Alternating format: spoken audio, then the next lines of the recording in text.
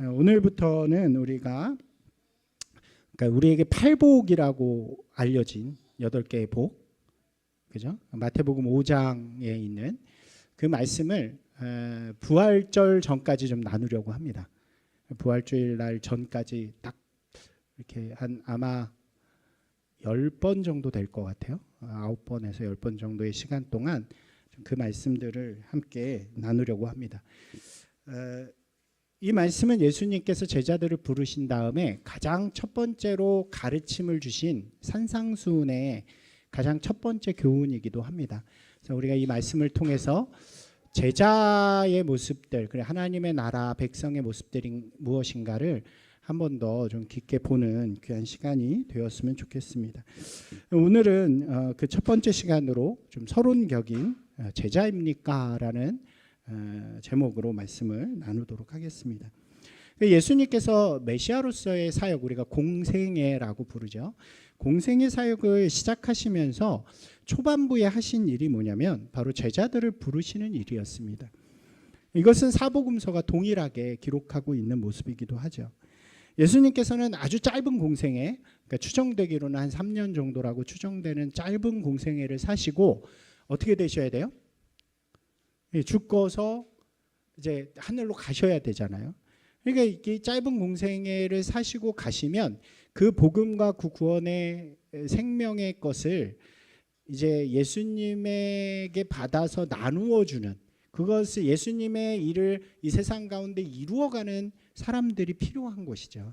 그렇기 때문에 예수님께서는 그 공생의 시작과 함께 그 일을 이룰 제자들을 불러 모으시고 그들을 3년 동안 함께 하시고 또 같이 먹고 자고 가르치시면서 제자로서의 모습을 세워가는 그런 모습이 등장하게 되는 것입니다. 12명의 사람들을 불러셔서 그들과 함께 하시면서 참 3년이라는 시간이 어떻게 보면 길지만 또 어떻게 보면 짧잖아요. 반대로 얘기하죠. 어떻게 보면 짧지만 어떻게 보면 길죠. 이 긴 시간, 그 시간 동안 하나님의 나라를 바라보는 사람으로서, 예수님의 길을 따르고 이루는 사람으로서 그들을 세워가게 되고, 또 예수님이 그렇게 돌아가시고 올라가신 후에 실제로 그들은 예수님의 길을 이어가는 그런 사람들이 되었다는 것이죠. 예수님의 제자들의 길은 또다시 그들의 뒤를 따르는 제자들에 의해서 이어지고 또 이어져서 오늘 우리에게까지 전해지게 된 것입니다. 우리가 그 제자들의 삶을 통해서 또 복음의 선교를 통해서 오늘 예수 그리스도의 복음과 그 뜻을 마음에 품고 이 자리에 함께 모여서 예배하고 그리스도인으로 살아가고 있는 것이라고 할 수 있는 거죠. 그러니까 다르게 말하면 신앙은 제자들에 의해서 다른 곳, 다른 장소, 또 다른 시간으로 이어져 왔다라고 이야기할 수 있는 것입니다. 이게 너무나도 중요한 말씀이죠. 제자들이 그런 일들을 하는 것입니다. 그래서 오늘의 제목은 제자입니까? 입니다. 그런데요, 재미있는 게 있어요. 성경에 보면요, 이렇게 제자와 함께 항상 등장하는 사람들이 있습니다. 그들을 뭐라고 부르냐면 군중 혹은 무리라는 이름으로 소개가 되는 사람들입니다. 오늘 말씀에서도 여러분들이 보셨겠지만 무리가 있고 제자들이 등장합니다. 예수님께서 당시에 보통 사람들이 할 수 없는 많은 기적들을 베푸시고 또 많은 가르침들을 주셨기 때문에 그 주변에는 항상 사람들이 많았어요. 굉장히 많은 사람들이 그곳에 몰려들어서 예수님과 함께 하기를 원했습니다. 그러니까 제가 이 말씀을 준비하면서 곰곰이 생각해 보니까요, 그때는 그렇게 재밌는 게 별로 없을 시대잖아요. 요즘처럼 TV가 있는 것도 아니고, 그러니까 아마 그 자리가 최고의 엔터테인먼트의 자리가 아닐까. 막 가면 기적도 보여주고 먹을 것도 주고. 별로 동의를 안 하시네요. 근데 되게 재밌고 이렇게 관심이 가는 그런 자리였을 것 같아요. 그러니까 많은 사람들이 예수님이 가는 곳이면 수많은 사람들이 따라다니게 되는 것입니다. 그런데 이들을 제자들과는 좀 다른 명칭으로 불렀다는 거예요. 어떤 사람들은 제자라는 이름으로 불렸지만 또 어떤 사람들은 군중이라는 이름 혹은 물이라는 이름으로 서로 다르게 불러줬고 그들의 모습은 서로 다르게 묘사가 되어집니다. 제자들은 이름도 하나씩 이야기해 주죠. 그리고 제자에 관련된 에피소드들도 많고 결국 그들은 예수님이 죽은 후에도 부활하신 후에도 예수님의 길을 이루는 사람들이 됩니다. 그러나 이 군중 무리들은요. 그때만 잠시 등장했다가 사라지는 사람들이 되는 거예요. 이것이 우리에게 주는 의미가 있다고 생각이 되어집니다. 이러한 두 무리의 모습을 가장 극명하게 보여주는 이야기가 오늘 우리가 잠시 읽었던 오병이어의 사건에 등장합니다. 오병이어라는 것은 우리가 다 잘 아시죠? 5개의 옛날엔 떡이라 그랬는데 요즘은 빵이라고 합니다. 거기 그 나라가 떡이 아니라 빵을 먹으니까 5개의 빵과 2개의 물고기를 가지고 몇 명을 먹여요? 5,000명을 먹이신 사건이죠. 이 사건은 마태, 마가, 누가, 요한 4개의 복음서에 다 기록이 되어져 있습니다. 어떻게 기록이 되어져 있냐면 예수님께서 이토록 놀라운 권능을 지니신 분이다. 줄인 자들을 두시지 않고 그들에게 하늘의 양식을 통하여서 배불리 먹이고 12광줄이나 남기는 놀라운 역사를 통해서 하나님의 사랑과 능력과 은혜를 보여주시는 이야기가 바로 오병이어의 사건으로 소개가 되어집니다. 그런데 요한복음에서만 좀 다른 이야기를 해요. 마태, 마가, 누가에서는 여기까지 딱 끝납니다. 그런데 요한복음에서는 그 뒤에 있었던 어떻게 보면 아주 충격적인 모습들을 우리에게 소개를 해주는 것입니다. 이러한 놀라운 역사를 하셨잖아요. 기적과 같은 일을 하셨어요. 자, 여러분이 그 자리에 있었다면 어떤 마음이 드셨을까요? 여러분이 그곳에 있으셨다면 배고팠는데 이렇게 나눠줄수록 막 빵과 음식이 많아지니까 아마 엄청 놀랐을 거예요. 그죠? 그리고 그 마음 가운데 어떤 생각이 들었냐면 이 사람들이 이분이야말로 구약에서 예언된 메시아다. 우리를 어떻게 하기 위해서? 배부르게 하기 위해서 오신, 우리는 지금 로마의 압제, 그 다음에 그뿐만이 아니라 그 지역사회 속에서 이미 나라를 잃었기 때문에 좀 힘들고 어려운 삶을 살아갈 수밖에 없는 그러한 모습으로 살아가는 사람들에게 예수님께서 오셔서 이러한 놀라운 권능을 행하셨기 때문에 이들의 눈에 뿅뿅 하트가 그려지기 시작한 거죠.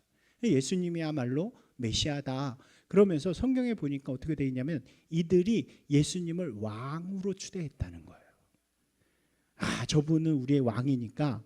이 지역이 갈릴리라는 지역이잖아요. 그러니까 이게 되게 위험한 상황입니다. 이 사람들이 한 5,000명인데 거기에 뭐 여인과 아이들과 뭐 이런 사람들까지 포함하면 더 많은 사람들이었겠죠. 그 사람들이 갑자기 예수님은 왕이다라고 이야기하면 무슨 일이 일어날까요? 이게 굉장히 반란이에요. 거기다가 갈릴리라는 지역이 막 그런 수괴들이 굉장히 많은 지역이었다고 전해집니다. 그러니까 예수님이 왕으로 막 이 사람들이 하는 순간 여기는 반란군이 되어지고 이렇게 로마에 의해서 완전히 끝나버릴 수도 있는 굉장히 무서운 상황이었죠. 근데 그런 상황뿐만이 아니라 신앙적으로도 예수님께서 이 백성들을 바라보는 마음속에서도 예수님이 하실 일은 그런 것이 아니기 때문에 이들을 피해서 예수님께서 배를 타고 갈릴리 호수를 건너서 가버나움으로 이동을 하시는 장면이 소개가 되어집니다. 그런데 이들이 포기를 하지 않습니다. 대단한 사람들이에요. 그래서 막 제자들을 찾아가니까 제자들이 배를 타고 저기 갈릴리 호수를 건너는 장면이 보여요. 이 사람들이 어떻게 했을까요? 배를 다 이렇게 모아가지고 배를 타고 쫓아갑니다. 그래서 갈릴리를 지나서 가버나움을 딱 가서 예수님을 드디어 찾는 거예요. 그리고 예수님한테 이렇게 이야기합니다. 요한복음 6장 24절 25절입니다. 같이 읽어보겠습니다. 무리는 거기에 예수도 안 계시고 제자들도 없는 것을 알고서 배를 나누어 타고 예수를 찾아 가버나움으로 갔다. 그들은 바다 건너편에서 예수를 만나서 말하였다. 선생님, 언제 여기에 오셨습니까? 이 당시 상황들을 여러분들이 그림처럼 혹은 영화처럼 잘 연상해 보면 이 장면이 매우 섬뜩한 장면이에요. 이라는 걸 우리가 이렇게 좀 볼 수 있어요. 이 사람들은 지금 군중 심리에 의해서 막 흥분할 대로 흥분한 사람들입니다. 예수님이 도망간 거예요. 그런데 그러한 예수님을 찾아가서 선생님 언제 오셨어요? 이렇게 하면서, 그러니까 이들에게 필요한 건 예수님, 하나님의 아들이시라는 신의 아들 메시아로서의 그 모습이 아니라 자신들의 왕으로서 이 예수님이라는 능력이 필요한 사람들인 거죠. 내 만족을 위해서 당신은 이 왕이 되어야 돼라고 이야기하는, 그것을 뭘로 해요? 지금 여러 사람이 배 타고 몰려와서 위협하듯이 그렇게 말하는 장면이라고 이야기할 수 있습니다. 이들에게는요, 예수님이 자기의 배를 채워주고 또 자신들의 아픔을 고쳐주고 필요한 게 있으면 얻도록 해주는 그런 존재라는 거죠. 그러니까 이러한 존재는 갑자기 나타났으니까 없어지면 안 되는 거예요. 우리의 소나기 안에 잡아야 하는 그런 상황이라고 할 수 있겠죠. 예수님께서 그들의 이러한 모습을 아시고 이렇게 말씀하세요. 26절 한번 읽어보겠습니다. 예수께서 그들에게 26절이 없어졌네요. 제가 읽겠습니다. 예수께서 그들에게 대답하셨다. 내가 진정으로 진정으로 너희에게 말한다. 너희가 나를 찾는 것은 표징을 보았기 때문이 아니라 빵을 먹고 배불러. 너희가 나를 찾는 이유는 내가 너희에게 필요한 것을 채워주었다는 생각 때문이다. 그렇게 말씀하시면서 이 뒤에 뭐라고 말씀하시냐면, 나는 너희들에게 이 빵을 채워주러 온 사람이 아니야. 너희들이 원하는 건 내가 줄 수 없어. 한 번의 기적은 일으켰지만 그것은 내가 하려고 하는 일이 아니야. 나는 육신의 빵이 아니라 영생을 너희에게 주려고 이 땅에 온 사람이기 때문이야. 그러면서 영생의 빵에 대한 이야기를 하세요. 근데 이 사람들이 뭐라 그러는지 아세요? 34절입니다. 그들은 예수께 말하여 주님 그 빵을 언제나 우리에게 주십시오. 예수님의 말씀에 대하여 전혀 이해하지 못하고 또 들으려고도 하지 않는 모습을 보여준 것입니다. 아, 그 빵 말고 딴 빵을 주신다고요? 그럼 그 빵을 우리에게 영원히 주세요. 내놔. 이렇게 말하는 거예요. 예수님께서 얼마나 답답하셨는지 계속 그 얘기를 해요. 아니다. 그 빵은 너희들이 원하는 빵이 아니야. 너희들의 배를 배부르게 하는 빵이 아니야. 그 빵은 하나님의 나라를 이루는 빵. 내가 바로 그 생명의 빵이야. 우리가 잘 아는 말씀이죠. 내가 생명의 떡이다. 그게 생명의 빵이야. 나를 먹어야 너희가 하나님의 나라에서 영원한 생명을 누리는 사람들이 될 수 있어 라고 이야기를 합니다. 이 말이 이해가 될까요? 여러분, 이 말은요, 하나님 나라의 언어예요. 그런데 지금 육신의 욕망과 욕심을 가지고 예수님을 따르는 사람에게 이 말은 전혀 이해가 되지 않는 말입니다. 그러니까 그때부터 수군거리기 시작해요. 이게 뭔 소리야? 뭘 먹으래? 저 사람 목수의 아들 아니야? 막 이렇게 바뀌어요. 그리고 나서 예수님의 곁을 다 떠났다. 성경은 이렇게 이야기합니다. 한번 읽어보겠습니다. 이 때문에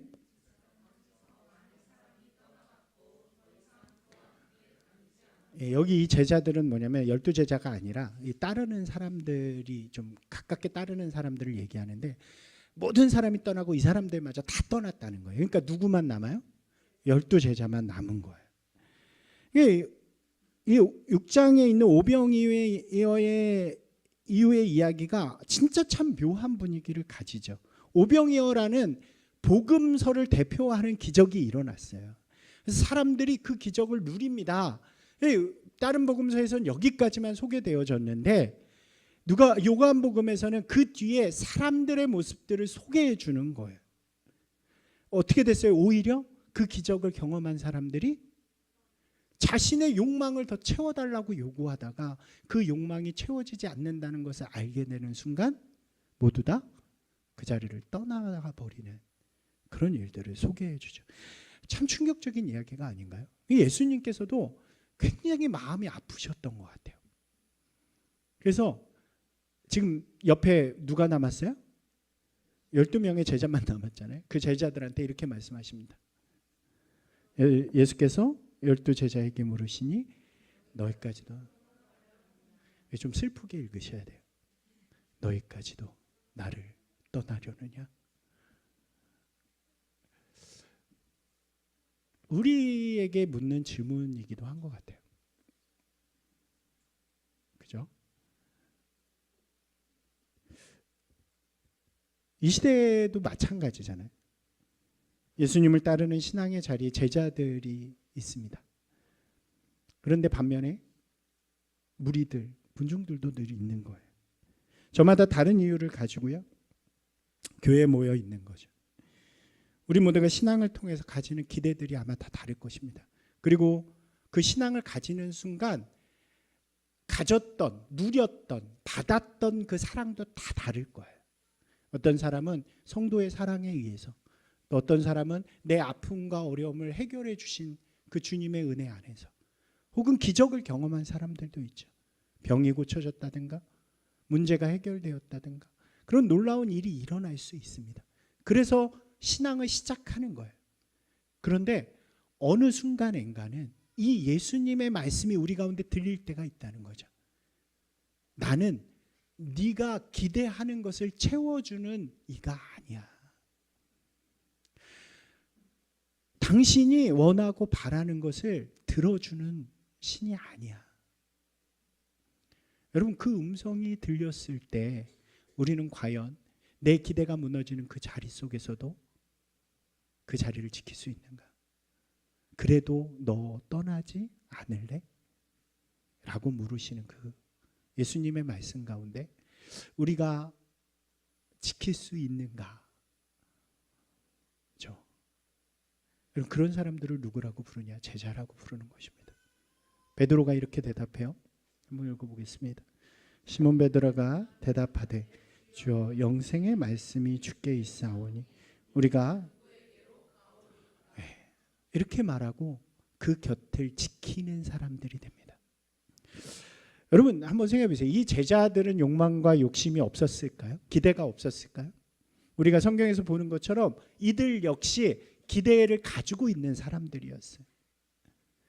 이들 역시 그 시대의 주류가 못 됐기 때문에 꿈을 이룬 청년들이었고 그저 하루하루 살아가는 청년들이었습니다. 그러나 예수님을 만나요. 그리고 예수님께서 보여주시는 그 놀라운 기적들을 경험한 사람들이에요. 그리고 이들은 꿈을 꿉니다. 아, 이분 옆에라면 내가 성공할 수 있겠구나. 내가 주류가 될 수 있겠구나. 예수님이 왕이 되시면 내가 그 옆에서 이 재상도 되고 관리도 되고 높은 성공을 할 수 있을 거야. 이들도 마찬가지예요. 꿈을 꿉니다. 욕망을 가졌습니다. 여러분, 그런데요, 다르지 않아요. 군중과 다르지 않습니다.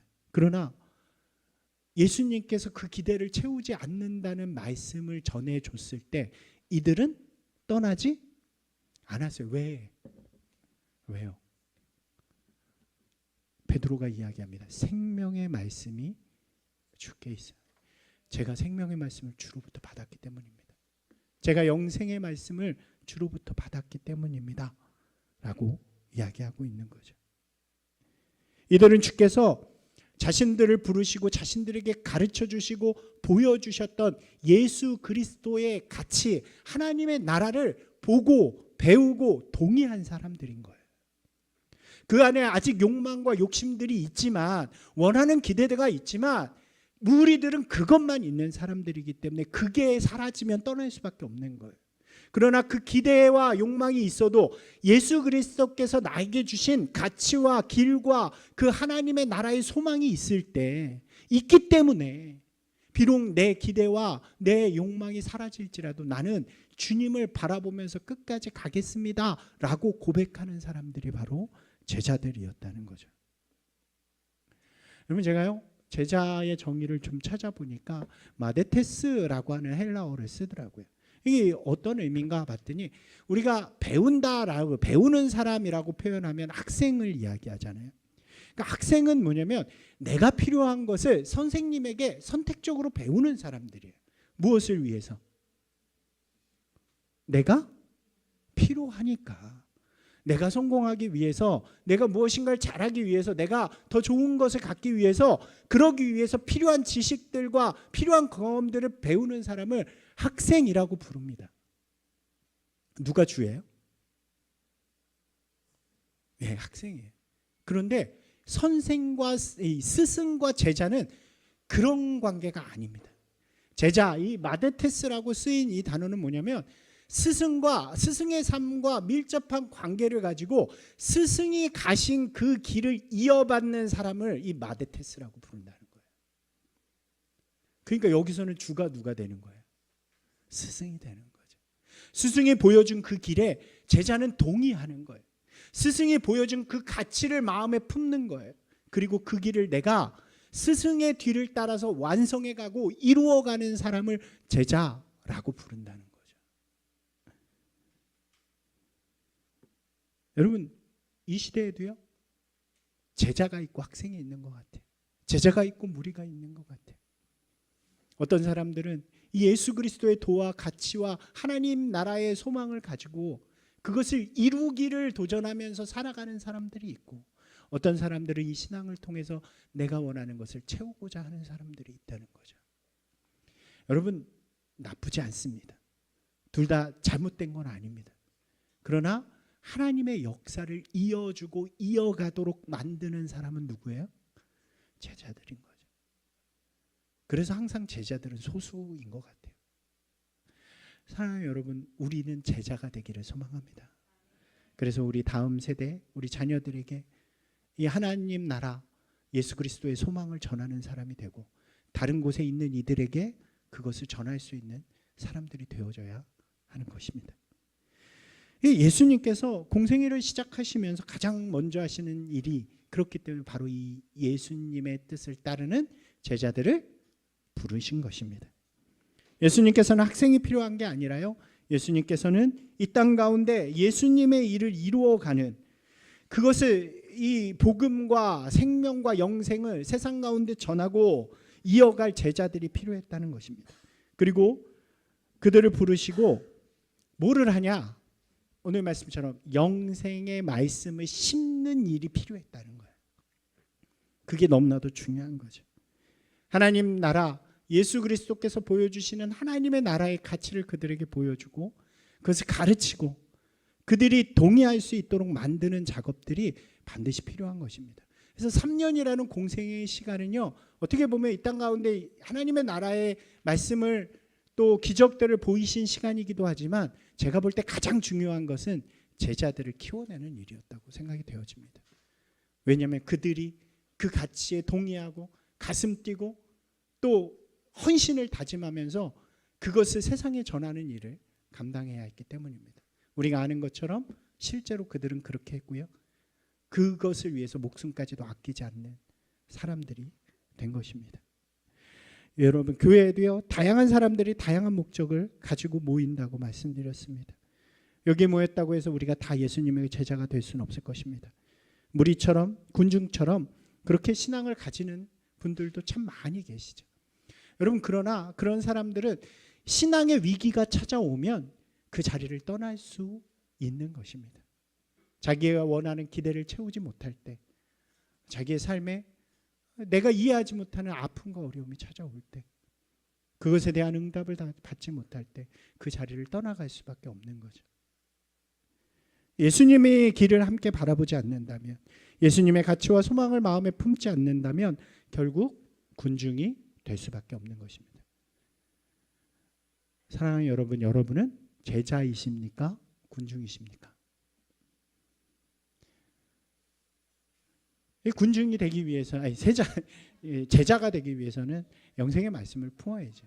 그래서 우리가 다음 주부터 본격적으로 그 영생의 말씀을 품는 이야기들, 그래서 복이라고 이야기되는 이야기들을 함께 나누려고 합니다. 오늘은 이렇게 좀 여러분들이 물으셨으면 좋겠어요. 나는 제자인가? 나는 제자가 되고 싶은가? 나는 제자로서의 준비가 되었는가? 여러분, 제가 여러분한테 세 가지 질문을 드릴 텐데 이 질문을 가지고 여러분들이 좀 생각해 보셨으면 좋겠습니다. 첫 번째 질문은요. 예수님이 나의 기대를 채우지 못하여도 주의 길을 포기하지 않을 것인가? 한번 물어보세요. 스스로. 시작.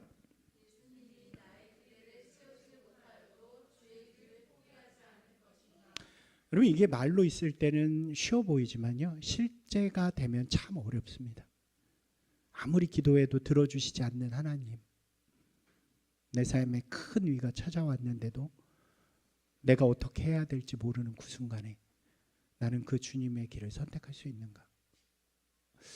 지난 한 주에 좀 아픈 일이 있었잖아요. 근데 뭐 그 일들을 있지만 제가 이렇게 유익 있게 본 것은 그 할아버지가 목사님이셨다 그러더라고요. 목사님이시라고. 참 부모님도 그렇고 목사님도 그렇고 어려운 시간이겠다 하는 생각이 들었습니다. 아프고 어려운 시간이죠. 그때 그러한 일들이 여러분 우리 가운데 찾아올 수 있지 않을까요? 우리가 신앙을 가졌기 때문에 우리는 다 안전한가요? 우리는 실패하지 않나요? 우리는 다 평안한가요? 가정의 문제도 생기고 어려움도 있죠. 그때 우리가 그 기대가 다 무너지는 자리에서도 주의 길을 지킬 수 있는가? 여러분 이 질문 앞에 좀 서 보셨으면 좋겠어요.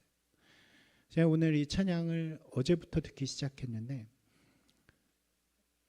여기에 달린 댓글이 참 마음이 아프더라고요.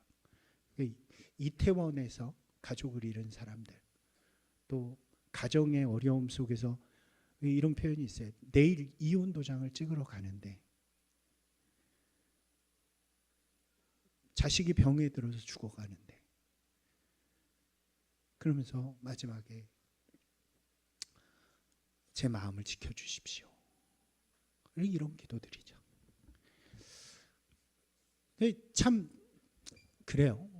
제가 예전에 이제 한 2년 전쯤에 우리 교회에서 지방회 목회자 모임을 했는데 그때 이제 설교를 그 교회 목사님이 하거든요. 제가 하잖아요. 그래서 목사님들한테 뭔 설교를 하겠어요. 그래서 제 교회에 대해서 좀 나누고 삶에 대해서 나누다가 제가 이런 말을 했습니다. 저는 참 하나님이 기도를 안 들어주신다고. 그렇게 기도를 해도 왜 안 들어주시는지 모르겠다고. 그런데 참 놀라운 것은 시간이 지나고 보니까 내 기도를 들어주신 게 아니라 하나님이 하나님의 일들을 이루면서 가시는 것을 보게 되었다. 그래서 저는 앞으로도 기도를 안 들어주실 줄 알지만 기도하면서 이 길을 끝까지 지켜내고 싶다 이런 얘기를 했거든요. 기도 들어주시면 참 좋습니다. 저는 여러분들의 기도가 응답되기를 소망합니다. 그러나 그리 아니하실지라도 내가 원하고 내가 바라는 기대에 응답되지 않을지라도 주를 신뢰함으로 끝까지 붙드는 분들이 되시기를 주님의 이름으로 축원합니다. 두 번째 질문은요. 한번 읽어볼까요? 예수님의 길과 가치가 누구의 길을 따르는 것은요 그냥 가는 게 아니에요. 억지로 가는 게 아닙니다. 그것이 내 가슴을 뛰는 일이 돼야 돼요. 지난주에 말씀드렸던 드라마 안에서 그 펠로우가 그 교수님의 하는 그 수술을 보고 가슴이 뛰어서 그 길을 따라가는 것처럼 오늘 예수 그리스도께서 우리에게 보여주신 일들 그리고 하늘 꿈꾸는 하나님의 나라 보여주신 하나님의 사랑과 그 은혜가 그것을 생각하고 볼 때마다 가슴이 뛰어야 되는 거죠. 그 일을 이루어간 사람들의 모습을 보면서 내가 진짜 그 길이 너무나도 좋은 마음이 있을 때 우리는 그 길을 뒤따라갈 수 있는 것입니다. 그것을 질문하는 게 중요하겠죠. 나는 그 예수님의 이야기들, 예수님의 역사를 보면서 내 가슴이 뛰고 있는가? 여러분 뛰지 않는다면 여러분의 심장을 움켜쥐고 뛰게 만드는 분들이 되십시오. 그러더라고요. 의학대회에 보면 심장을 잡고 막 이렇게 막 멈춰져 있는 심장을 막 움직이더라고요. 말씀으로 읽어내십시오.